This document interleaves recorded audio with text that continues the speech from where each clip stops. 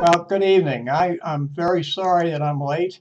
Uh, I was having difficulty getting the slides up and being able to capture this, and I apologize for that.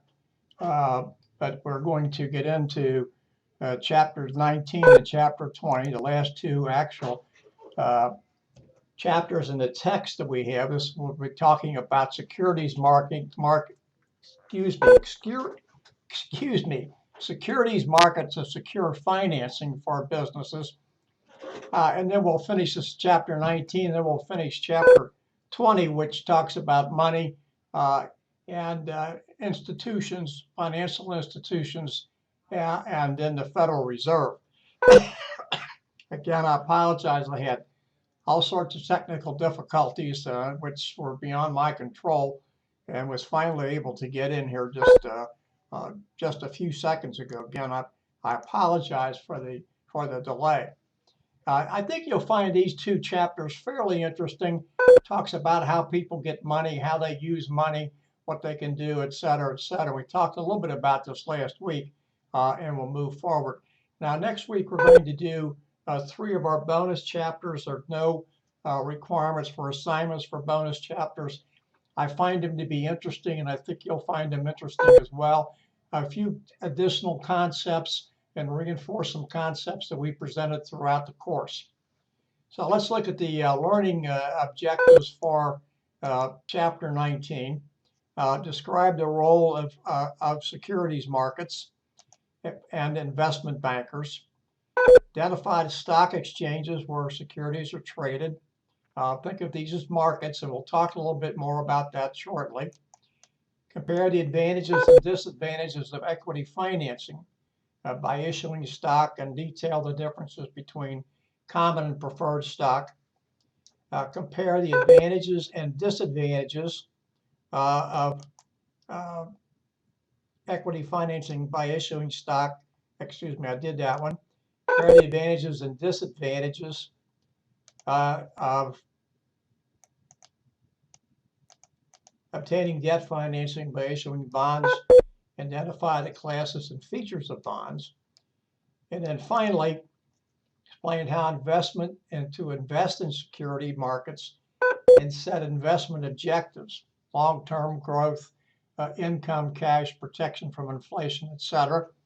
Analyze the opportunities stock markets offer as investments. Also analyze the opportunities that bonds offer as investments, because they do. Explain the investment opportunities in mutual funds and exchange traded funds, CFTs. And then finally, describe how indicators like the Dow Jones Industrial Average affect the market.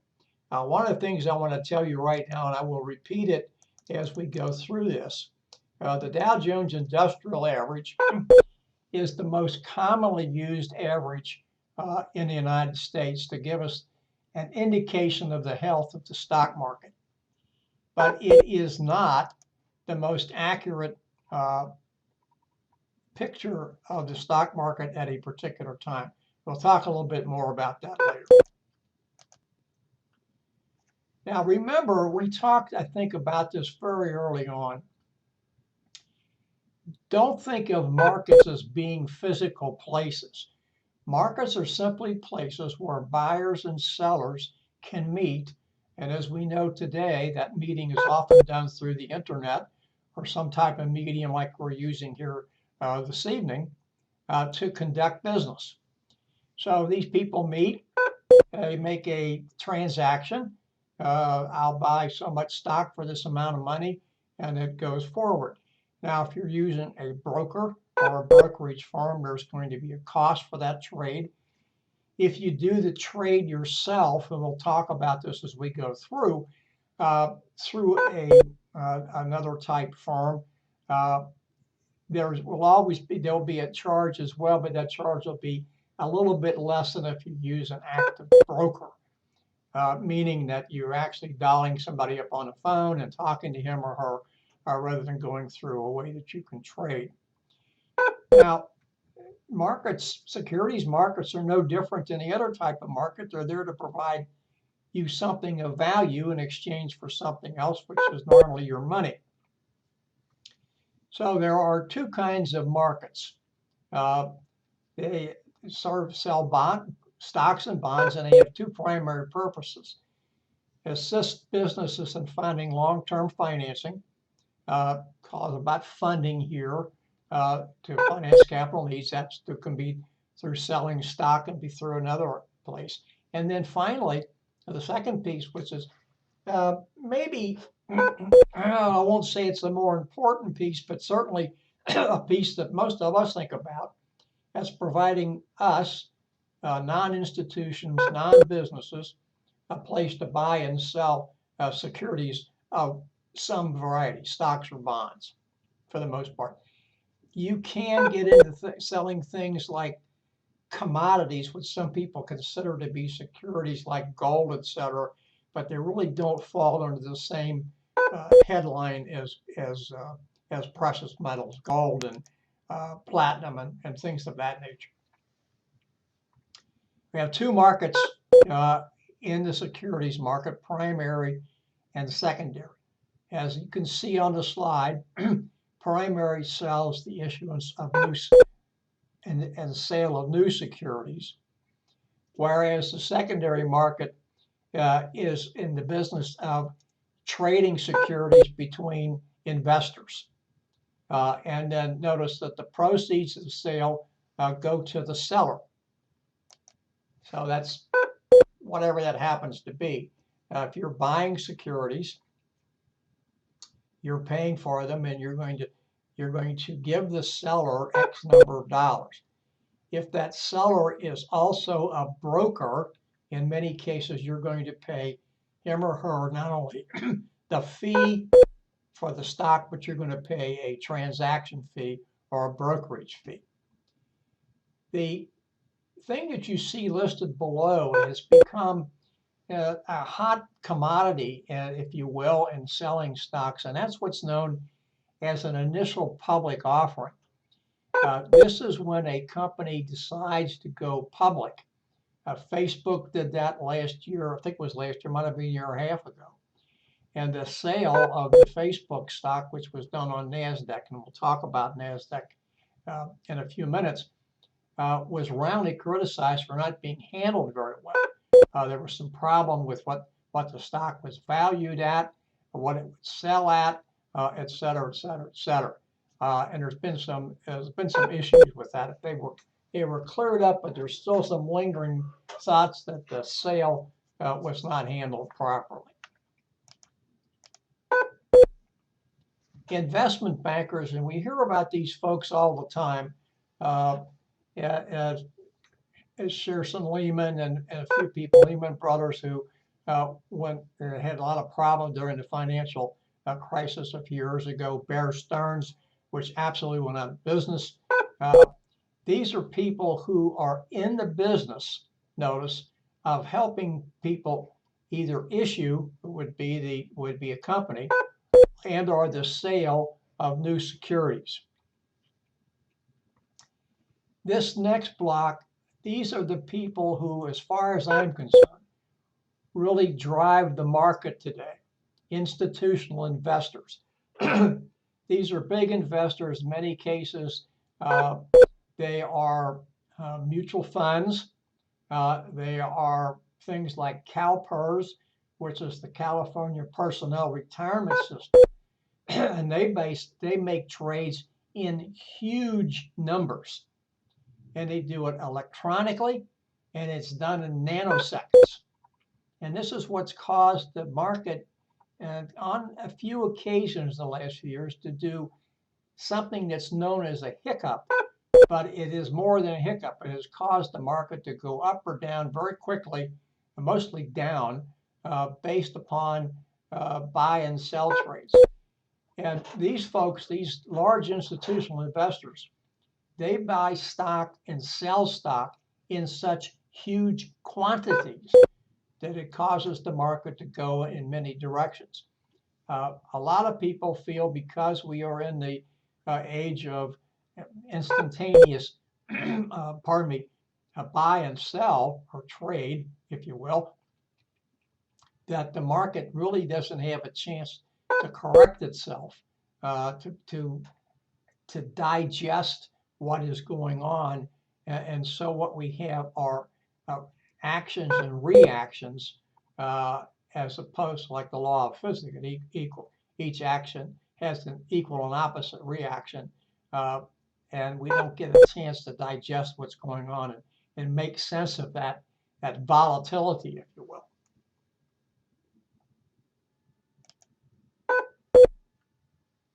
Stock exchanges is where members buy and sell stocks. Now, you or I or any of us cannot do that. We have to have a seat on a stock exchange to do that. NASDAQ is a little bit different, but you can't do something, pardon me, in a buy or sell trade mode without going through a registered stock dealer, normally called a broker. And I just noticed that members can sell or buy on behalf of companies, individual investors, whoever. The over-the-counter market is a lot different, and it's exactly what it says. It's like you walk up to a Walgreens or a CVS Pharmacy or something like that, and you buy aspirin over the counter. This is exactly the same thing. These stocks are not listed on national exchanges. A lot of people feel that these stocks have a lot of volatility to them. They have a chance to go up very quickly, down very quickly, and there's a lot of risk associated with them. But some people get in that because they think there's a way to make money. I can't tell you a lot about the over-the-counter market. It's been around for a long time. A lot of the over-the-counter market trading is done through the American Securities Exchange. And as far as I know, it's still operating. I haven't heard a lot about it lately, but still operating. Think about over-the-counter. NASDAQ is completely electronic. You see pictures of people, if you turn on CNBC or some other financial news network, and you see people, traders, usually dressed in blue coats or blue smocks anyway, on a floor making exchanges. That's the New York Stock Exchange. It is not NASDAQ. NASDAQ does everything electronic. These are the stock exchanges. I mentioned NYSE, the New York Stock Exchange. It is owned by Euronet now.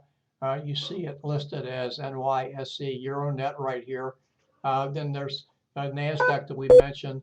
The London Stock Exchange is normally referred to by its acronym FTSE, Financial Times Security Exchange, FTSE.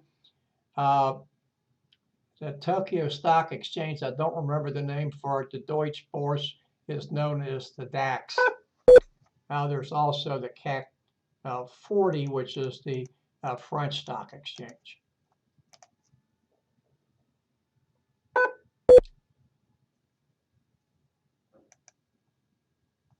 The Securities and Exchange Commission was set up by an act of Congress in 1934 to oversee the machinations, if you will, of the stock market and companies that are traded. Companies that are publicly traded are required to provide quarterly earnings, and this next document that you see, which is known as a prospectus, and this is telling each investor or potential investor information about a stock's performance. Now, remember, when you see information about a stock's performance, that is past. You're not going to get anything any more current than probably the previous month. And they will also tell you in there that past performance is no indication of future performance. So anybody who wants to invest is supposed to be given a prospectus. And now you can get most of these online, but they have to be filed, and they also have to be filed with the Securities and Exchange Commission.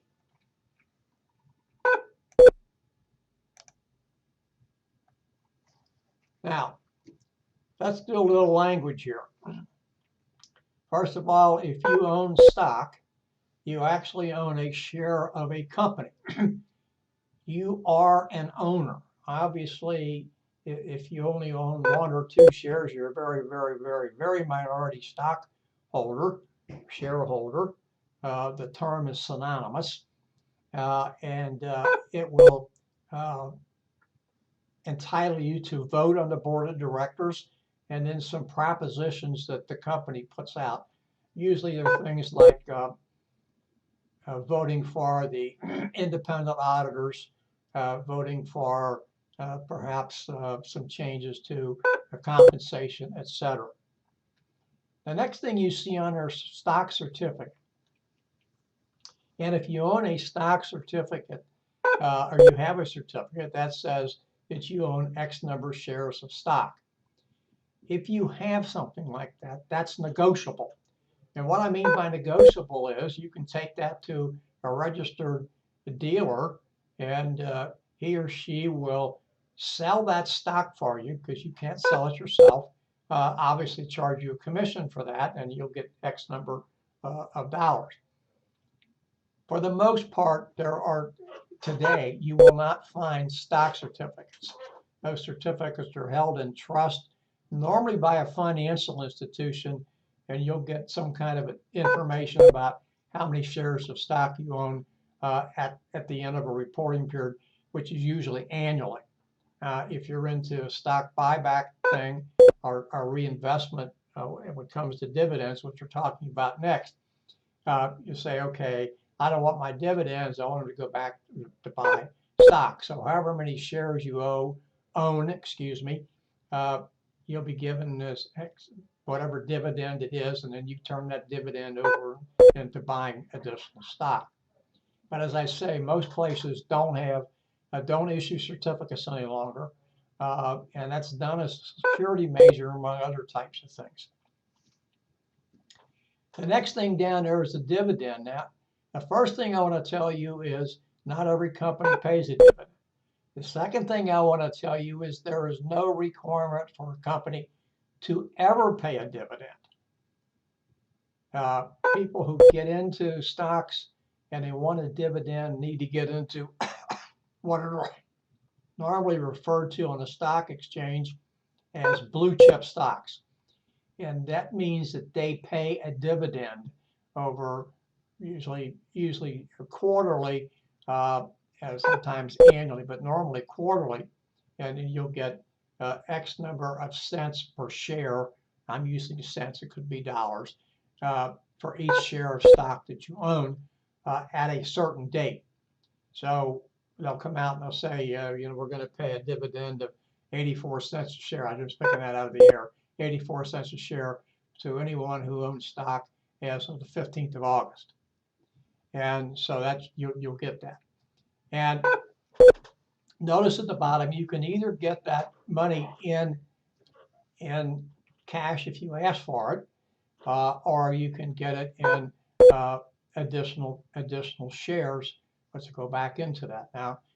My wife and I have a couple of companies that will send us a check every quarter. Not a large check, by the way, but they'll send a check every quarter. And then we can do what we want. One other company we own stock in, we have a dividend reinvest. So when we get dividends, it goes back and buys more shares. You can do either way you want. Obviously, you have to pay tax on it because it is a gain. Now, notice here that what this slide says is going to confirm part of what I just got through saying. Even though you are a shareholder, a stockholder, once you buy stock, there is never an obligation on the part of the firm to pay you back your investment. They don't have to do that. Never has to be repaid. And the second point, which we already made, there's no requirement to pay a dividend. Now, one of the reasons that companies issue stock is because it can help them raise funds and it does not create debt. That's the primary reason that they issue stock. Now, there are disadvantages to owning, to issuing stock. And one of them is that the shareholders do have a right to vote, and they do not have to follow the company line. For instance, when I vote, and the reason I'm saying I vote is my wife always said, you take care of this vote. She knows what I'm going to do, but I do it. For years, many stockholders just followed the company line, said, okay, if the company wants this, that's fine, that's fine, that's fine, that's fine. There has been a lot of resistance lately to doing that, and more stockholders are voting against what the company wishes. However, having said that, it's still very difficult for stockholders to overturn what the company wants to do, because one of two things happen. Either a lot of people don't vote, or there are more people to follow the company line. And in some cases, because of the way a company's bylaws are written, there's no requirement for them to follow the will of the stockholders. I think we're going to see that change, but that change is coming very, very, very slowly. Notice that if more stock is issued, that can change the control of the company. Dividends are paid after companies pay taxes, and then once those dividends are paid, the shareholders have to pay tax on that. A lot of people don't like that. There's been a lot of clamor to change that tax law. Whether it will happen or not, I don't know. The parties in Washington don't seem to be able to agree on what's best and how to do that. And of course, sometimes you need to keep stockholders happy, and if that happens, that can affect the day-to-day running of the company, especially if you have very large stockholders that own 10 or 20% of the company. They can force different things. We had a case here in Cincinnati where there's a fellow who's a hedge fund manager, William Ackerman, I don't remember exactly which, and he and his company wound up owning about 10% of Procter & Gamble, and they made a lot of noise, and eventually some of that noise filtered out, and the former CEO decided to resign. He didn't need that grief. They no longer own that larger percentage of Procter & Gamble, but that's the case that they can do. They can cause those problems. The most basic form of stock is common stock. These folks have the right to vote, board of directors, and share in profits if dividends are paid. It says approved. I'm just going to use the term paid instead of approved. Now, the preferred stock owners have first call if the company pays dividends before any common stockholders can get a dividend. Notice that they can be callable for, this is preferred only, callable, convertible, and cumulative, but they don't have the right to vote like the common stock owners do. Now we're going to go to bonds. We've talked a little bit about bonds before, but we're talking here now about corporate bonds. And this is, I'm going to use the term a little differently than what you see here. It's an IOU, because the buyer of the bond has given the company money. The company's issuing bonds, which is a form of debt, and I am the bond buyer, and I have, let's just use $1,000. I paid $1,000 for bonds, so I have lent the company $1,000. The company borrowed money from me, and it has to pay it back.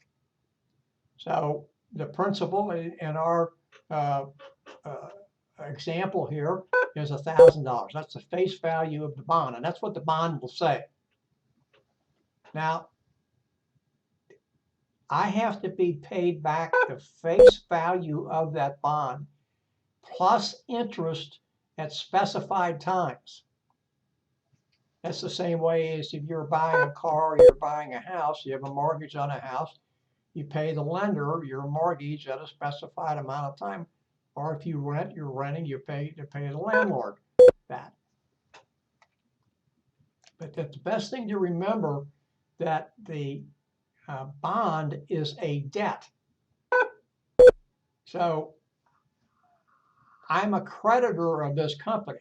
I lent them $1,000, but I don't own anything except the bond, which I have to be paid for. I have no say-so in the running of the company, and I have no vote on the board of directors or anything else. Now, one of the reasons that you want to issue a bond is because the interest payment is tax deductible, just like the interest payment on your mortgage. Bonds are temporary. They can be paid back, interest, they can be paid ahead of time, be paid back ahead of time if there's a callable provision. So it is, but it is debt, and it's one of the things that people have to consider, because it is something that will show up on the balance sheet of an organization. How much debt do I have? How much debt do I owe? So that's exactly what this is saying. And if there's a large amount of debt, somebody says, well, this company's not in such good shape. We're concerned about the debt ratio here. You don't have a choice about paying interest. That's a legal obligation. You have to pay interest, and it has to be paid when it's due. Not paid, the bondholders can take you to court. And always remember that the face value must be paid at maturity date. Now, as we said before, it can be paid earlier, but it must be paid at the maturity date. Now, these are the bond ratings. These are 3 companies listed here: Moody's, Standard & Poor, that's S&P, and Fitch. I'm not going to go through this with you, but there has been a lot of complaint lately. I don't know where this is going, that the bond rating agencies, each one of these that are listed here, are giving higher ratings to some of the shenanigans, companies into the shenanigans that was going on when we got into the financial meltdown that began in late 2007. Some people would actually tell you that the financial meltdown really started beginning in 2006. And these financial bond rating institutions were giving their highest ratings, or maybe not their highest, but second or third highest ratings to companies. And notice what they say here. Remember, we're talking here about corporate bonds. We're not talking about government bonds. We're talking about corporate bonds. And this highest rating says this is the highest quality there is. And some of these were falling into these categories, these ratings, when in fact the companies were not in very good shape. Now, there's different kinds of bonds, and it's pretty simple to look at here. Unsecured and secured.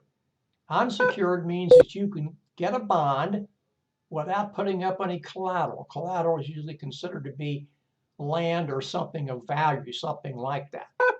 And a secured bond is just the reverse. In other words, what the bond issuing, if the government's, if somebody's issuing you a bond, you have to put something up for the bond. Most of us, if we buy a bond, a savings bond, we put up some collateral. We give them money. We buy that bond, and the government is showing, okay, our collateral is the faith and trust in the United States government. So that's what the collateral is. They're putting it up. And this is what this is saying. You're going to issue bonds. We want some collateral there to put our hands on, that if you don't pay off the bond, we can go get that collateral.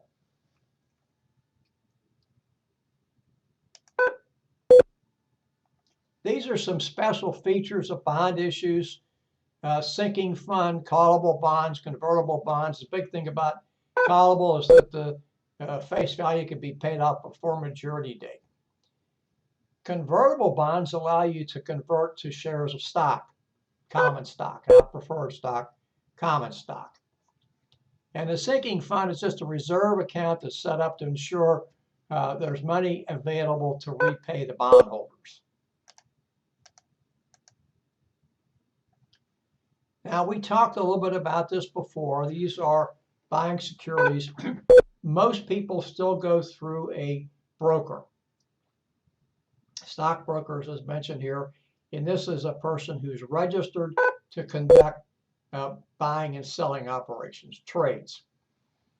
There are some online trading services. There are 3 of them listed here. They allow you to buy stocks and bonds. There is going to be a charge, but it's normally less than what a stockbroker would charge you. My only advice is if you want to get into this business, make sure you know what you're doing. Most people who are day traders are not sophisticated enough to make money on a daily basis. I would advise anybody who wants to become a day trader not to do it. If you're really interested in doing that, do whatever it is you need to do to become a registered stockbroker. This is a making ethical decision scenario. Again, it's something that's not required of you to do. I do recommend that you read it. It gives you some kind of an idea of ethical issues that are faced on a daily basis. Now, these are the criteria that you should look at when you do any type of investment. You need to look at the risk, how much money you're going to get back, how long you have to hold the security to get your money back, what its liquidity is. In other words, if you want to turn it over, how fast can you get your money? And then what are you going to have to pay for making money, tax consequences. If you have a tolerance, and usually the younger you are, you have more tolerance for risk than you want to get into stocks that have a high volatility. If you don't have that tolerance for risk, you want to be in something that's more secure. Yield just simply says how much you're going to get back over a period of time.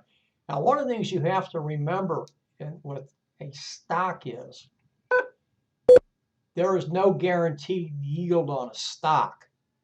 They might tell you what the stock has yielded over the history of the stock, but they can't tell you what it's going to yield tomorrow, next week, next month, the rest of this year, or next year. How long do you have to hold something? Well, that's an interesting question, and it's not easily answered. If you hold a bond, you have some kind of an idea of how long you have to hold it to get your money back.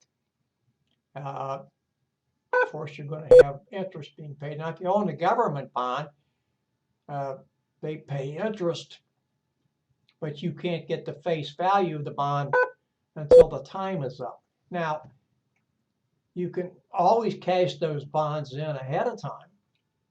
And normally speaking, you'll get what you put into it back, but you won't get what it's supposed to be. So those are things that you have to look at.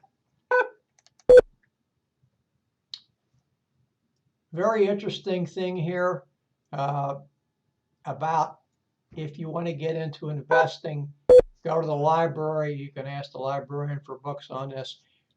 If you have looked at our videos, Morningstar has a very good video that you can get into, and it talks about doing this and that and something else, and I believe that you can get there for free. Morningstar is a ratings agency. It is not paid by any company. People pay for their services that are interested in finding out about stocks and bonds, but I'm almost positive you can go in and access that and get that for free. Obviously, you can take classes, etc.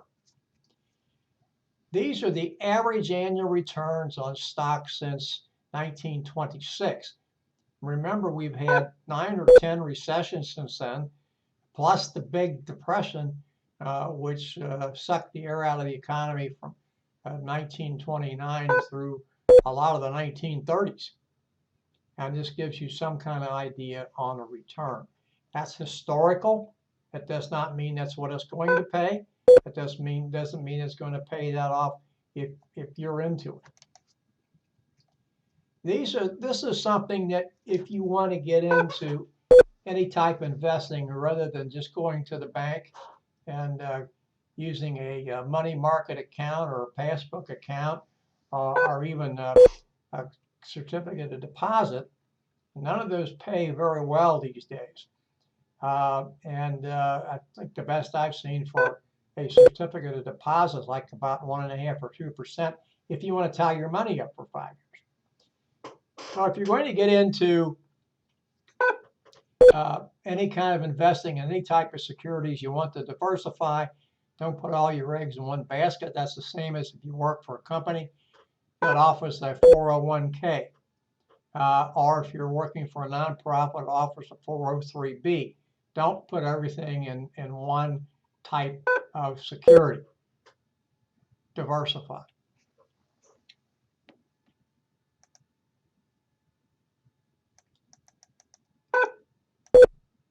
This is just talking about the sun not setting on stock opportunities. It means that you think about investing outside the United States. What I would tell you is I would tell you about any type of investing. Please research before you invest $1, let alone hundreds or thousands of dollars.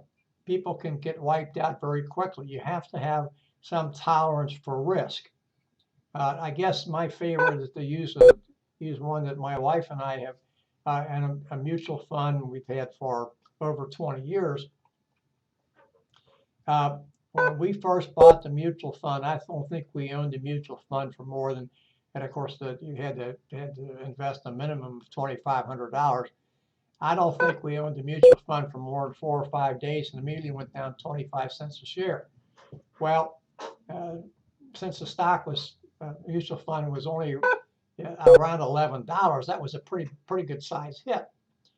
And my wife and I happened to be down in Texas at the time, and on a trip for the Army, and my wife and I were talking by phone, and I said, "Well, look, we're just gonna suck it up and hold on to it, see what we've done." Well, long story short, it's been one of the better investments we ever made. But had we panicked at that time and gotten out of it, we would never have gotten back in it. We would not have gotten our money back. And I had that tolerance for risk. I'm a little bit older today. I don't know if I'd have that same tolerance for risk today as I did almost 25 years ago. Not quite, but almost 25 years ago. That's one of the things you have to think about. Put it in your mind, calculate what your long-term strategies are, what your short-term strategies are, what amount of risk you can tolerate before you make any investment.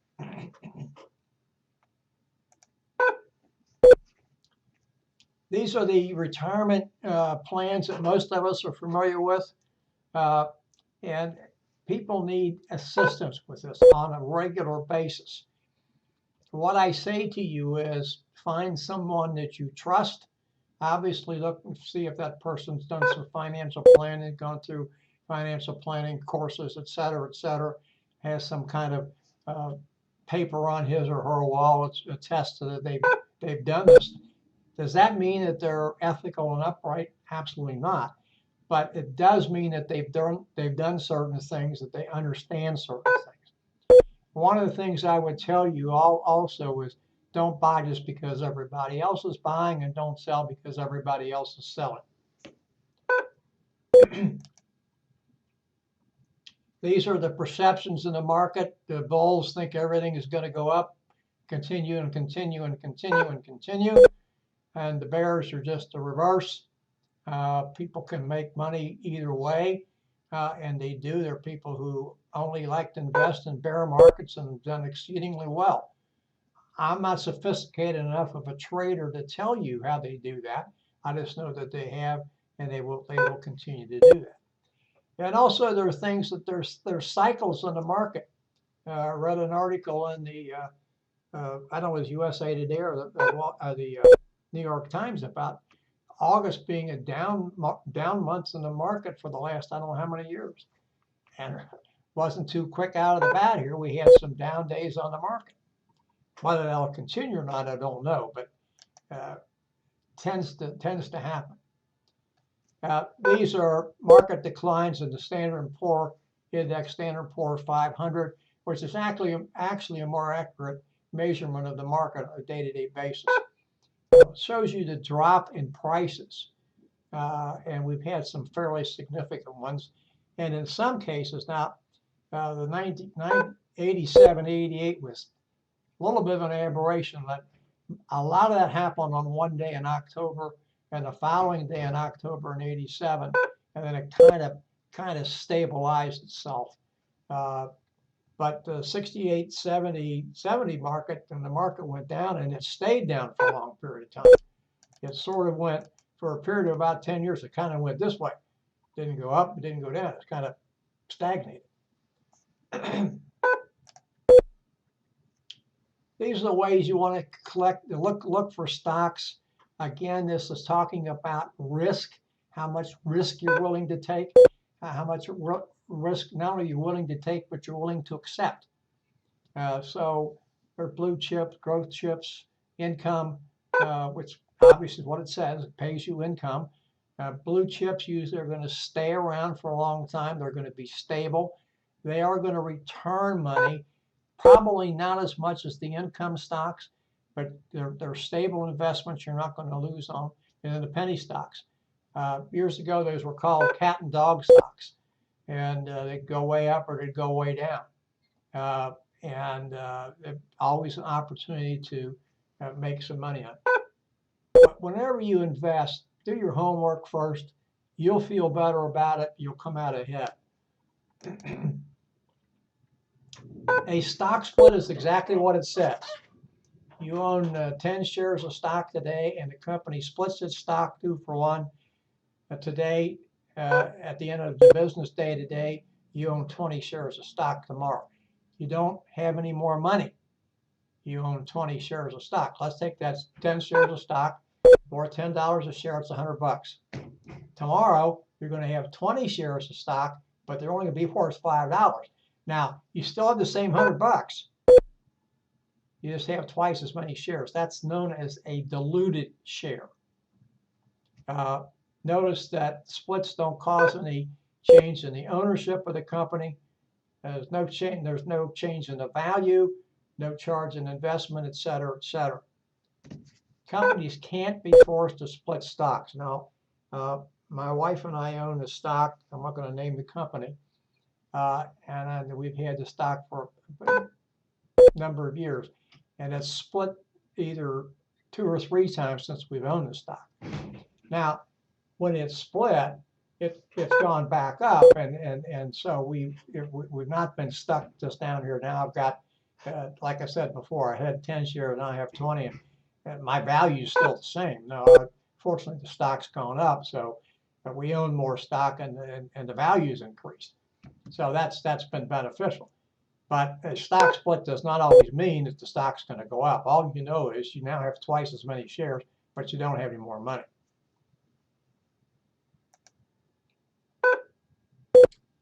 I would tell you this is not something that you want to do. What this says is, and this is what got us in trouble in 1929, among other things, you're buying stock by using some of the brokerage's brokerage firm's money. And when the broker calls the margin, you have to pay what you owe right away. So it's something that you have to pay attention to. So no calls the margin, investor has to come up with money to cover the losses. That's usually what happens. So you have to have that money. I think it's a dangerous tactic. A lot of people do that. I think that's only for people that are what I like to call high rollers. Not something that I would do. I don't consider myself a high roller. This is understanding stock quotations. I would tell you if you're interested in understanding stock quotations, it's probably best to get the Wall Street Journal on a daily basis and look at that. I'm not advocating buying the paper if you can get it. Some of the other large papers will have stock quotes. There were papers years ago, newspapers years ago, that printed every stock every day. Most of them don't do that anymore. They'll print stocks for the local. Some of the larger ones, papers like the New York Times, will print a number of stocks, but not on a regular basis.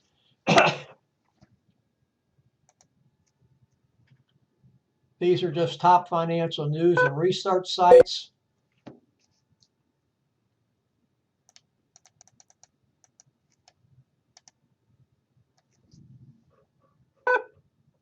Here are some questions that first-time bond buyers ask. Do you have to hold a bond until maturity date? Well, no, you could sell it. You could sell it to somebody else.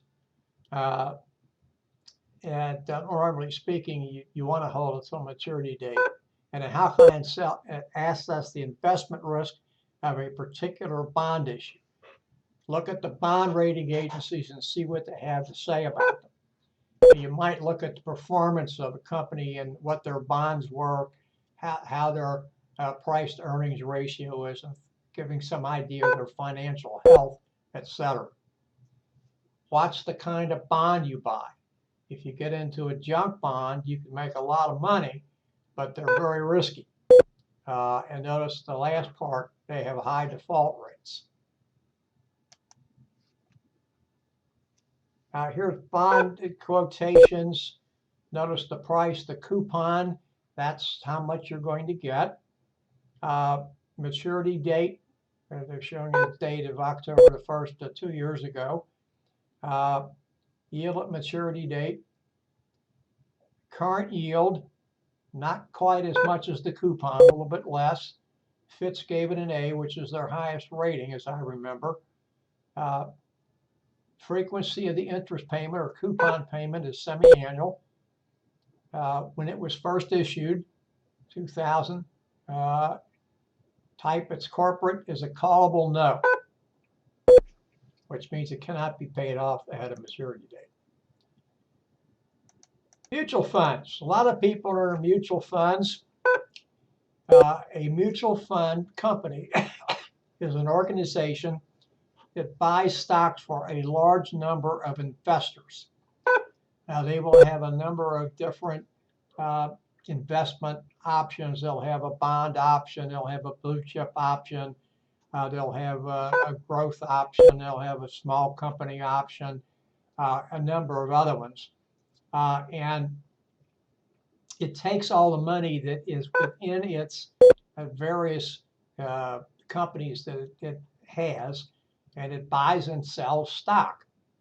You'll also find that some companies that are in the mutual funds change the funds within a particular grouping, like say blue chip, fairly frequently. A lot of people don't like that. They think it's better to hold on to stock as opposed to move it around. Same thing with bonds, by the way. So what I would tell you is if you get into a mutual fund company, look at the charges they have, look at their maturity dates, when you can get your money back out, what kind of investment strategy they have, et cetera, et cetera. Exchange traded funds are exactly what they say. Stocks and bonds traded in security exchanges, but they're traded more like individual stocks instead of mutual funds.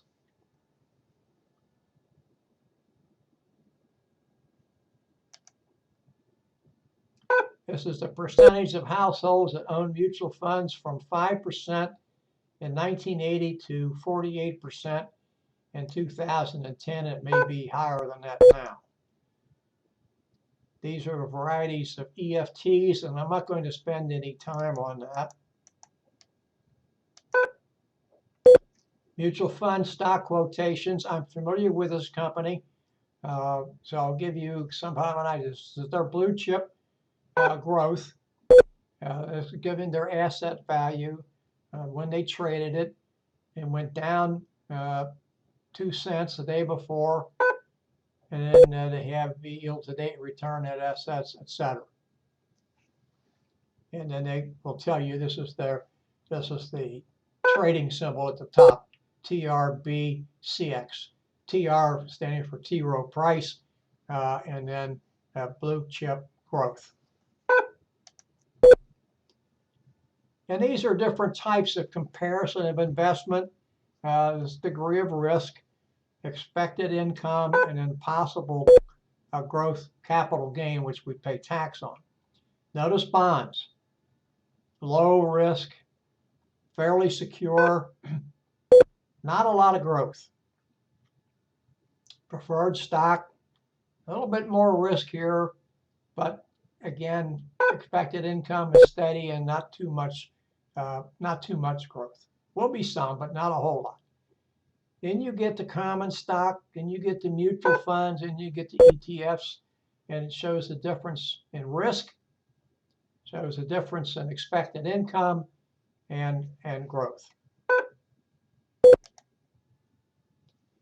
This is the Dow Jones Industrial Average, and there's the reason it is very easy to calculate. 30 selected industrial stocks. Standard & Poor's 500.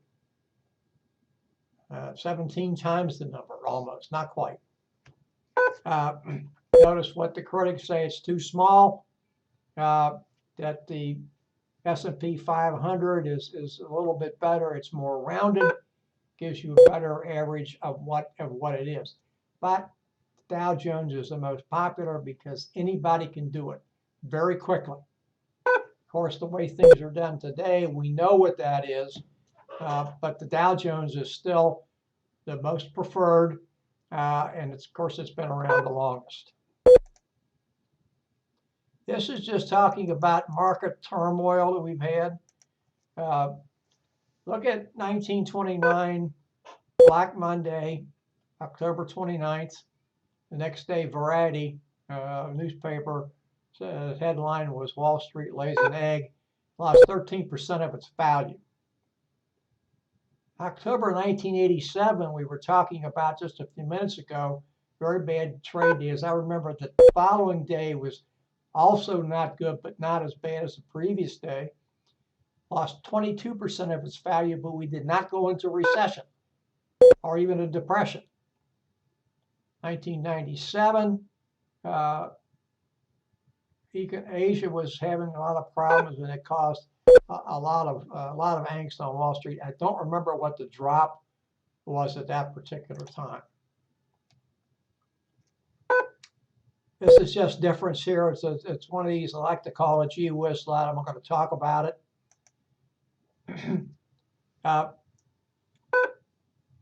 This is what we were talking about before. It is program trading. This is where these big institutions into, like I mentioned, CalPERS. By the way, when I talk about big institutions, I don't mean to make that sound like they're bad. They're not. But they have enormous effect on the stock market.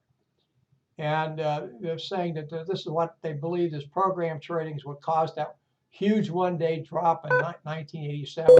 We've had a couple since then. And it seems to me that I remember the market corrected itself fairly quickly. Didn't happen in 87. We had a down day, terrible down day. I mean, the market lost over 500 points. Now, market's done some of that stuff recently, and I don't think 500, but certainly over 300. But the capitalization of the market today is much greater than it was 27 years ago. Exchanges have created something to ameliorate these problems. I don't think they've done a real good job. And one of the reasons I say that is I don't think they have an idea what to do. Because we're into technology, because it moves so quickly, we're playing catch up with that stuff all the time. And that's been a problem. Who's at fault for the economic downturn? Wall Street, Main Street, Washington. I would tell you Main Street probably had very little to do with it.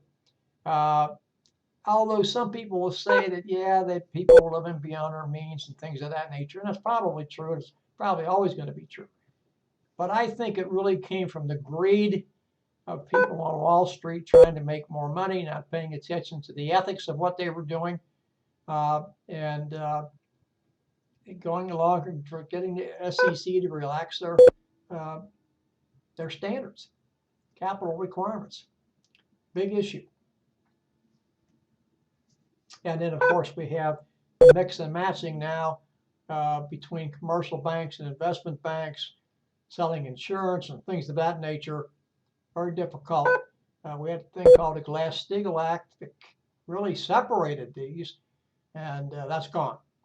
Does that cause our problems? I don't know, but it's probably worth taking a look at. And these are the things we've tried to do since then. The Dodd-Frank Act, which has done some good, but many of the financial institutions are continuing to fight it. All these bills are not a done deal, so we'll just have to wait and see how that plays out. And that brings us to the end of chapter 19. I'd like to take a break now. It's 5:53, and we'll come back at 6 o'clock. Thank you. Please come back at 6 o'clock.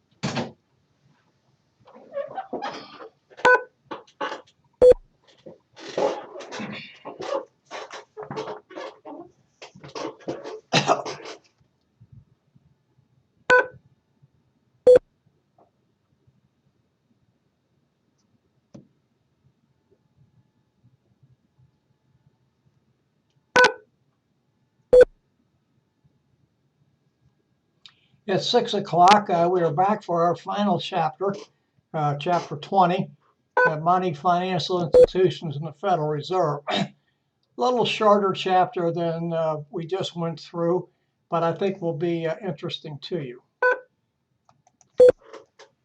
We're going to explain what money is and what makes it useful. Describe how the Federal Reserve controls the money supply, 3 types of money supply, M1, M2, etc. A history of banking and the Federal Reserve System. And then we're going to look at the various financial institutions in the banking system in the United States. Ben Bernanke was just the past chairman of the Fed, and we now have the first woman chair of the Fed, Janet Yellen. What's money? It's anything that we can exchange for the payment of goods and services that people generally accept. Now, we need to think about money as something that's, when we talk about money, it has to have some classifications. It has to be portable and a few other things which we're going to go through here in a minute. Do not confuse barter, which is a trade, and any kind of thing money. Barter is the trading of goods and services for other goods and services, and the trade does not have to be equal. My favorite example of this is that I was teaching this aspect of the barter at a different institution, and I asked somebody to give me an example of barter, and one of my students said, well, I needed some furniture moved. So I told this guy that had a truck that if he would move furniture for me, I'd fix him a chicken dinner. That's a barter. Now, who got the better of that deal? We don't really know that. I don't know how much furniture she had to have moved. She didn't say. He was willing to do what she asked in exchange for chicken dinner. That's a barter. And notice it's direct trade. Well, here's what money has to be. To classify itself as money, it has to be portable, something that's easy to carry around. I'll come back to that in a second. It has to be divisible. What's a dollar divided by? 100 pennies. Obviously, there's some other things, 20 nickels, 10 dimes, 4 quarters, 2 half dollars. It has to be stable. It has to last a while. It has to be durable. Again, that's talking about lasting for a while. Let me go back to stability. Stability means that the government is behind what it's worth. That's the stability part, and it's not going up and down against other currencies all the time. And then it has to be unique, and we have done more to our dollars in recent years to make them unique. We've offset pictures, and we've done a few other type things. You go to other countries that uses paper currency, European countries that they have different pictures all over the place, and you can't always tell who it is. Same thing is true in England, that still uses the pound. Now, what about portability? In the 1600s, in what was then known as Holland, Netherlands today, the currency of value were tulip bulbs. Now, can you imagine carrying around a number of tulip bulbs to exchange? If you want to go out of your house today and say, well, I need some money for lunch, I'm going to take $20 with me. You can take a $20 bill, has a picture of Andrew Jackson on it, and stick it in your pocket. If you'd have been in Holland in those days, you'd have had to put at least 20 tulip bulbs in your pocket and carry those around with you. And of course, you'd have to get somebody to take those bulbs, and he or she would be willing. Then what happened to that? The tulip bulb market collapsed. These are the 3 types of money in the United States: M1, M2, and M3. The thing I think to think about M1 is the stuff that you can negotiate very quickly. Notice it's paper money, it's traveler checks and things of that nature. M2 is M1 plus money that takes a little bit of time to get to. Savings accounts, mutual funds, things of that nature. And then M3 is M2 plus, and these are big institutional funds and things like money market funds and things of that nature.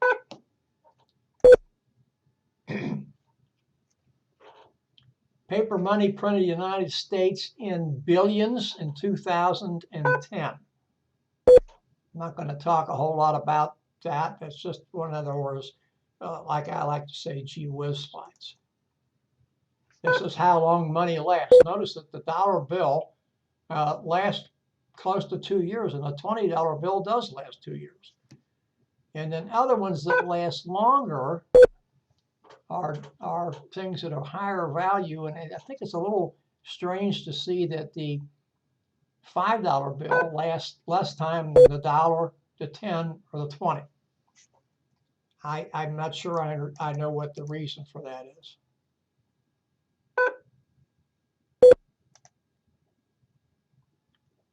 Money milestones, I'm not going to go through this. 1956, Congress established the dollar as the minimum wage, $1 an hour. You can look at those and make whatever you want to out of them. These are some money facts. I don't think we're going to talk again a whole lot about this, except it does cost more to manufacture a penny and a nickel than either is worth. Notice that 2/3 of all U.S. $100 bills are outside the United States. And look at the last. 90% of paper money has traces of cocaine. That's not a pretty picture. Now, this is something that people are concerned about all the time. Most of the people are concerned about this who are traders, because people who trade export goods or import goods into the country, because depending upon the dollar's value, imported goods will either be worth more or worth less. Let me put it this other way. They'll either be worth more or they'll be less expensive. It's a better way to put that, based upon the dollar's value. And when the dollar falls, you can buy more goods with it. Now, normally what we're talking here about is international goods. And because if the dollar falls in value against some other currency, that doesn't make too much difference. If you go to the local supermarket, you pay $2.50 for a gallon of milk that's produced in the United States, and the value of the dollar decreases, most likely you're still going to pay $2.50 for that gallon of milk, assuming all things are equal. However, if you're going to the store, same store that sells wine, and you want to buy some French wine that last week cost you $12 a bottle, but this week, because the dollar has depreciated in value, that same bottle of wine might cost you $13. The reverse of that is, if the dollar has increased in value, foreign goods are less expensive. And dollar rises and falls based upon, as the slide says, its relative value against other currencies, but more important, it's based on speculators. And people decide what they're going to pay for that, and our money, not only speculators, but money traders. And that's what causes the dollar to rise or fall. Dollar rises and falls on a daily basis, sometimes an hourly basis against other currencies, and has very little impact on us. But when there's a sustained increase or decrease in the dollar's value, that will impact us. Falling dollar, we're going to be able to sell more overseas. We're going to get a better exchange rate for companies that sell overseas and going to increase their profit margins. And of course, tourism, people coming over here, it's going to, when tourism increases, obviously, which is good for hotels and motels and places like that. That's a falling dollar. Going to be just the reverse when the dollar increases. Now we're going to talk here about the Federal Reserve. These are the people who control the money supply in the United States. I'm not going to go through this a whole lot. The three things that are important for you to know here, Federal Reserve is controlled by the Board of Governors. They have the Open Market Committee, and that there are 12 Federal Reserve banks in the United States. This next slide is going to show you where they are located, and you can see the areas where they are and the areas that they control. You can see this in Figure 20.1 on page 558. That's just a geographical slide. Nothing obviously that you have to commit to memory. The Federal Reserve uses three tools, as the slide says, to control and manage the money supply in the United States. First is the reserve requirement, the open market operations, and the discount rate.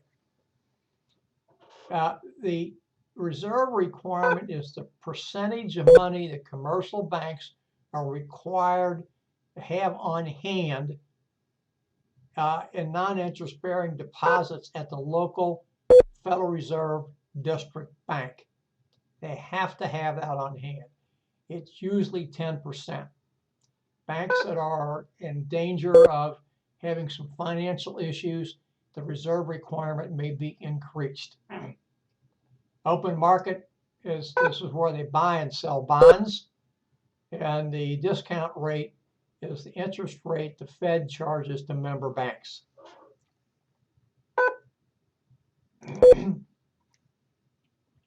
This is how checks are cleared, by the way, because of online banking and people paying their bills online. The Federal Reserve has cut some of its staff to clear checks. And this just shows you how a check is going. Buyer, what he or she does, and then where it goes through and how it goes around. Again, not something you really have to pay a lot of attention to.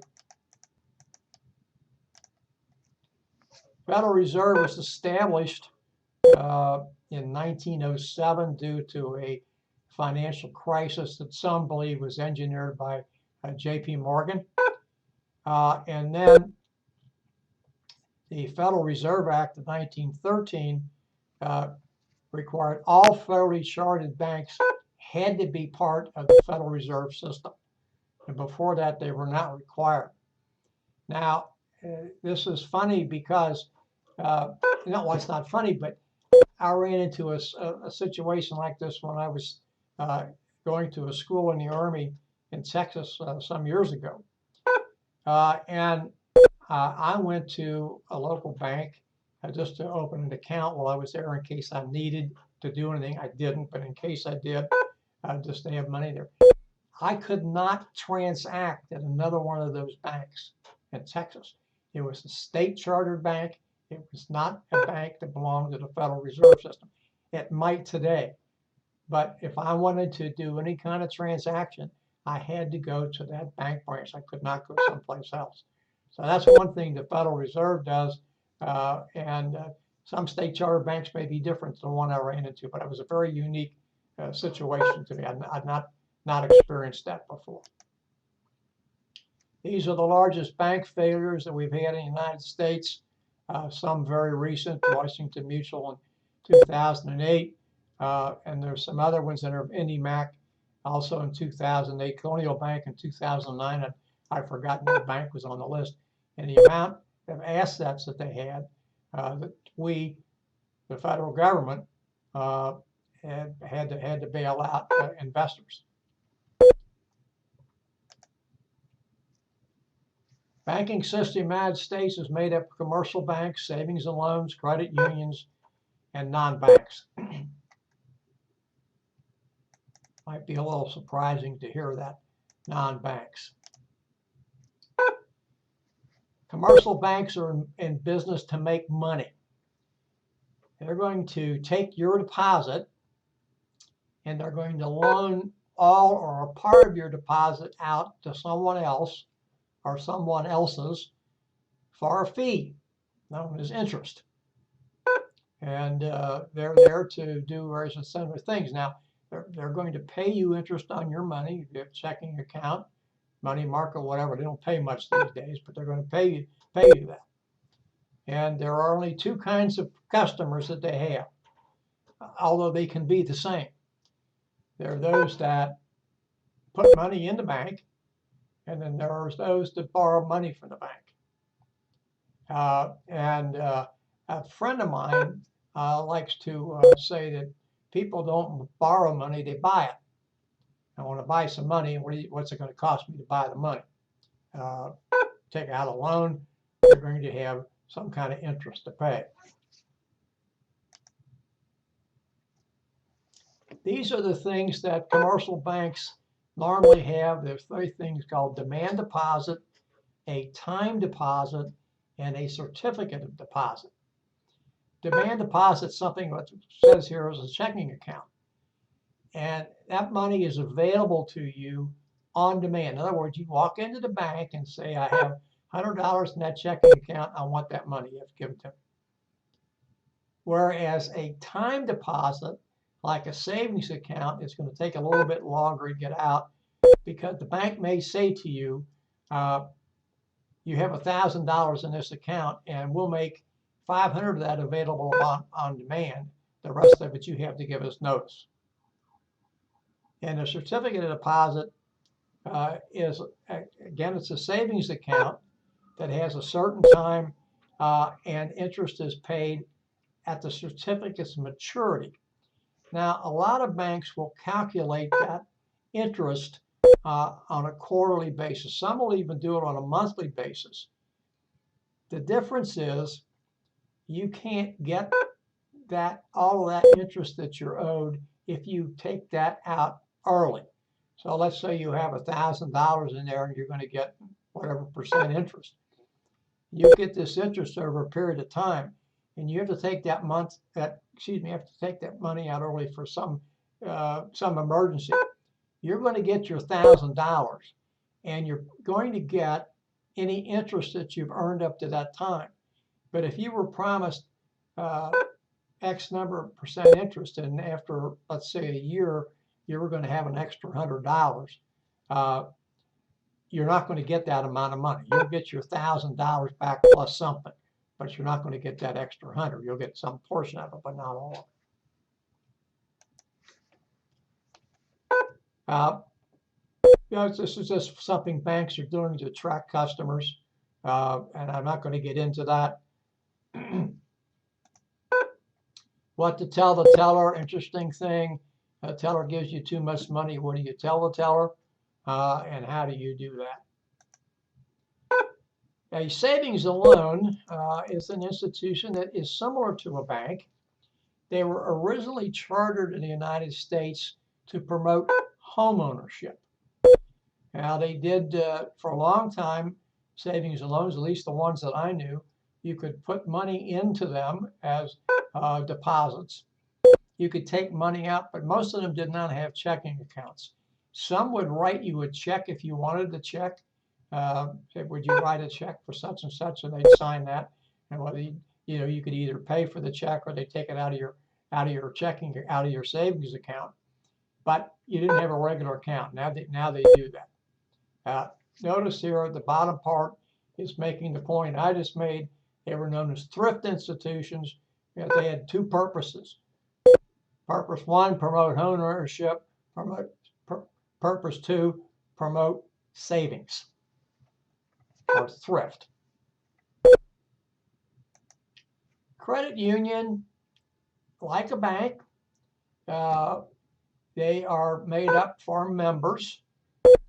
Notice that they're nonprofit, different than either a savings and loan or a commercial bank.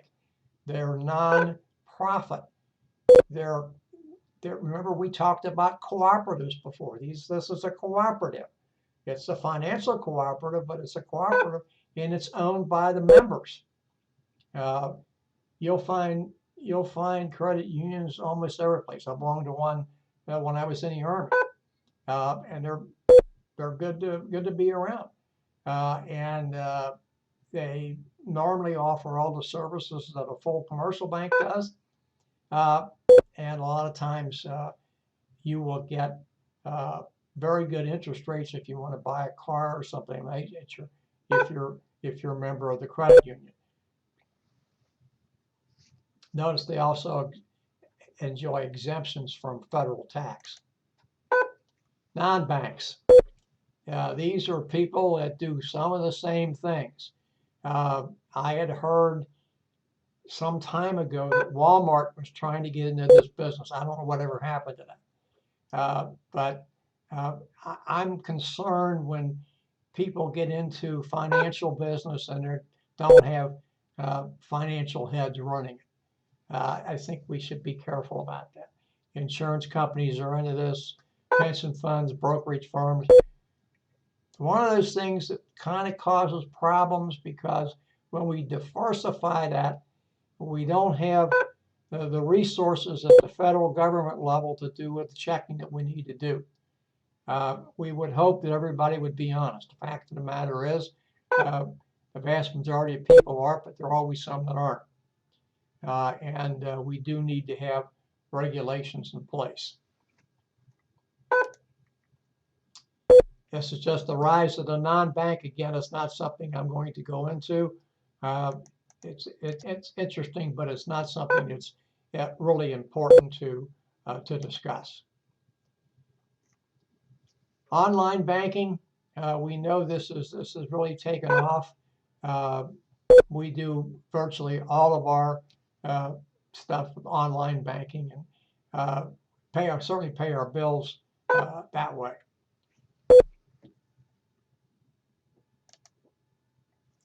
Federal Deposit Insurance Corporation, the Savings Association Insurance Fund, and the National Credit Union Administration insure investors up to $250,000. Again, that's backed by us, the taxpayers. Electronic transfer of funds is exactly what it says. Funds are transferred electronically to your bank or other financial institution. There's usually a charge for that. Debit card serves the purposes of a check. People just have to remember, use a debit card, make sure you withdraw that from your checking account. Smart card, combination of both, can have some other things on it as well. Here's some other transactions from other countries. Letters of credit and bankers' acceptance is simply saying that a letter of credit promised by a bank to pay the seller given amount. Bankers' acceptance, a promise the bank will pay a specified amount at a particular time. All these things are doable. We don't see a whole lot of them. Sometimes you'll see these big transactions. These are two large institutions that really don't affect the United States a whole lot, except we do contribute to their financial needs. They're running, lend to, or a bank lends to less developed countries. Helps the premise is to help productivity and reduce poverty. And International Monetary Fund is there to promote cooperative monetary policies that help stabilize the exchange rate. there's a lot of complaint about both of those organizations as to whether they actually do what they're supposed to do and are actually good for the various economies. And this is new issues facing the World Bank and IMF, kind of making our prices, kind of making my point, especially the middle one. Foreign nations having difficulty because of high food prices and paying money back. Whether that's good, bad, or indifferent, I don't know. But it's probably best to have organizations like this. We just have to make sure that they do what they're chartered to do.